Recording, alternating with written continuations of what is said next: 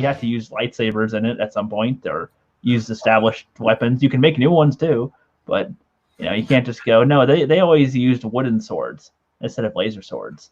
That's the real weapon of the Jedi. It's like, no, you can't just change it like that.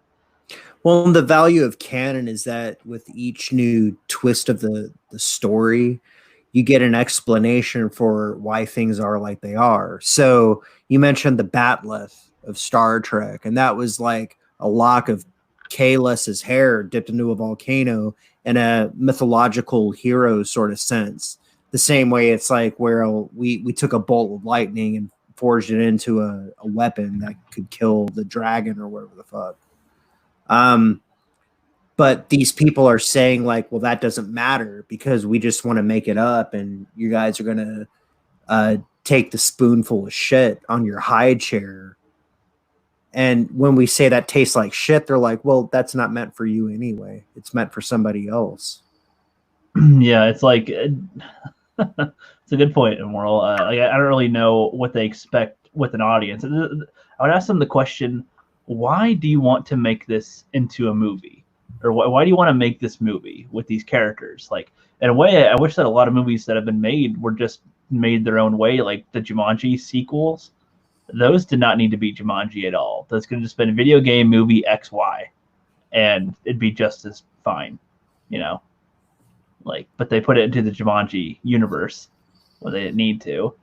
I feel like, with the Star Trek, I assume, I'm not a huge Star Trek person at all. I haven't watched an episode ever.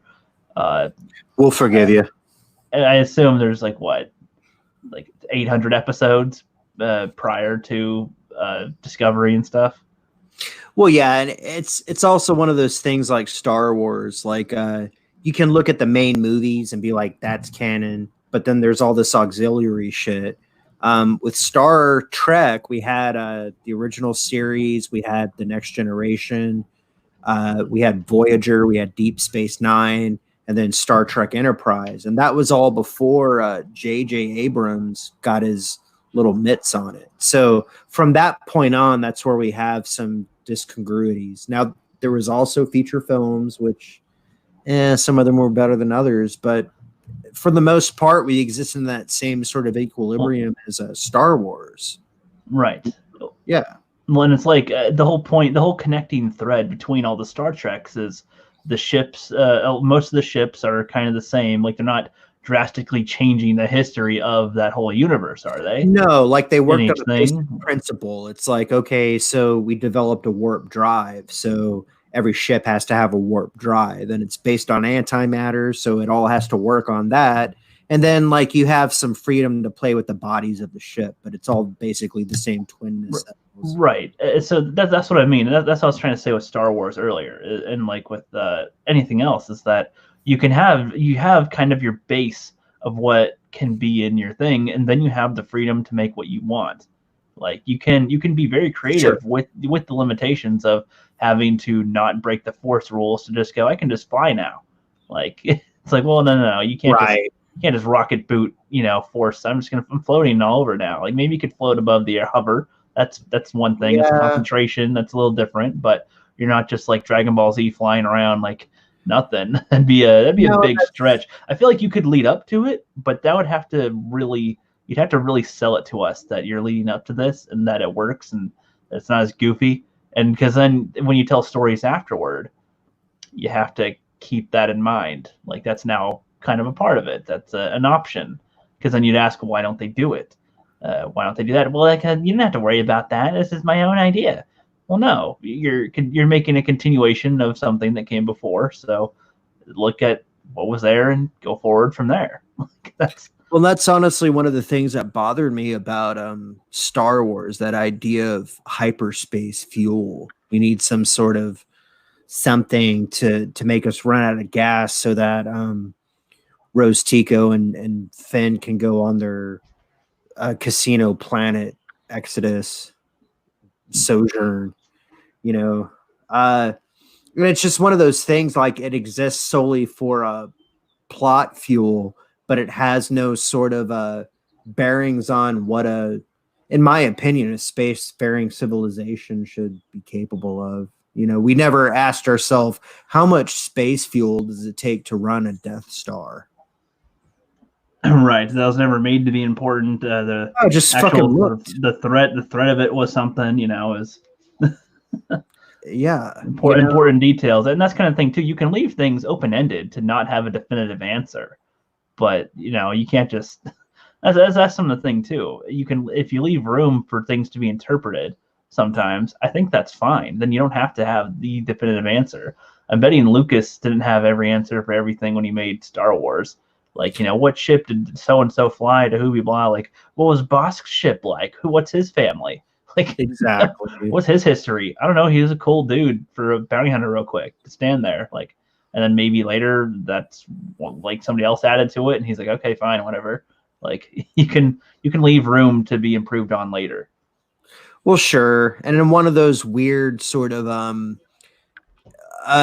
attempts to bring canon together, George Lucas infamously invented the midichlorians, because Luke said in Return of the Jedi, the Force is strong in my family. My father has it, I have it, and my sister has it. Excuse me. So how come? Why is that? Well, there must be some sort of blood quantum.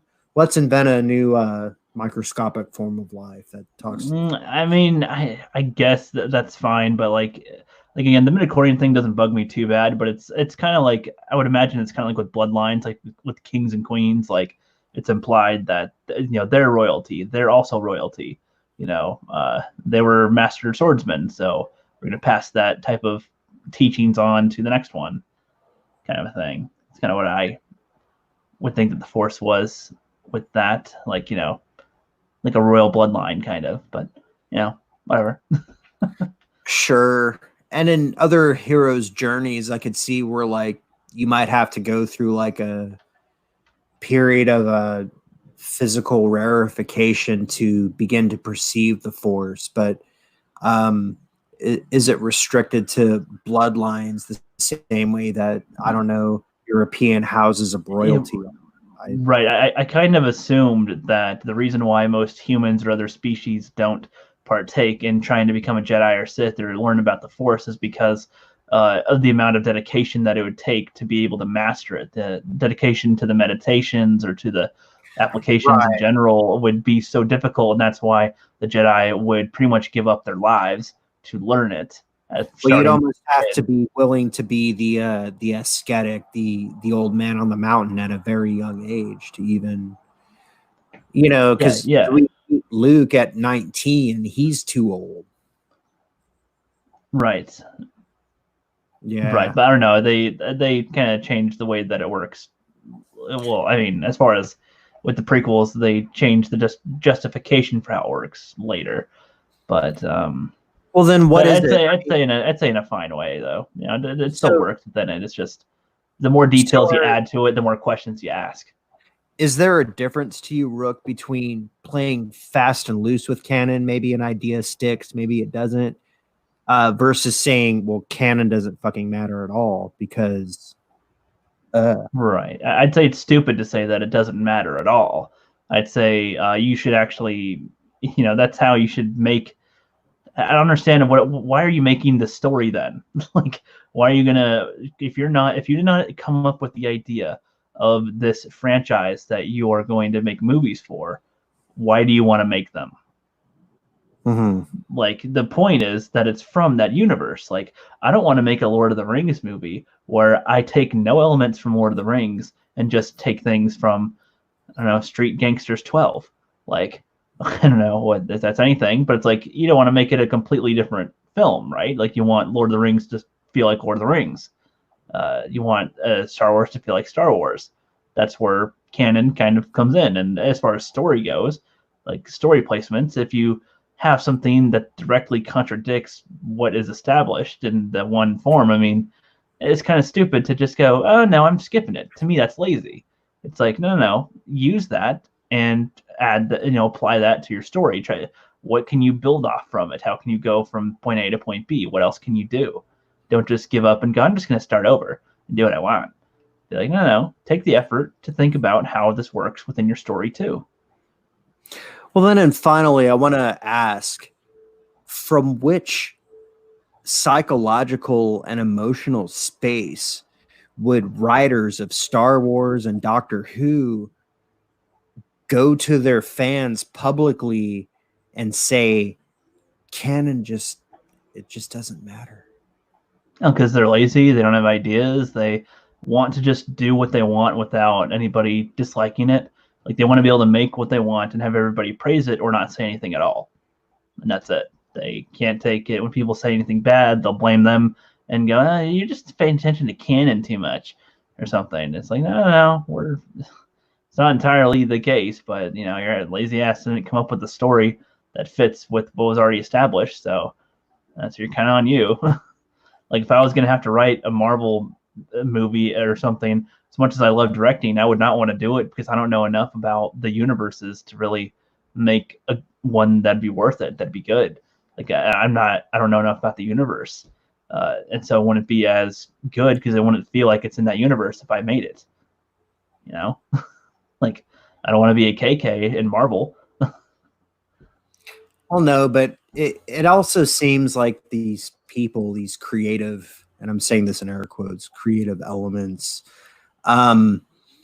they don't know how to take a constructive criticism. So they just, nanny boo boo, you don't agree with me, so I'm just going to call you a name and put you in this corner. And yay, until we can't make any money because of Voldemort virus, Yep. Yeah. Pretty much.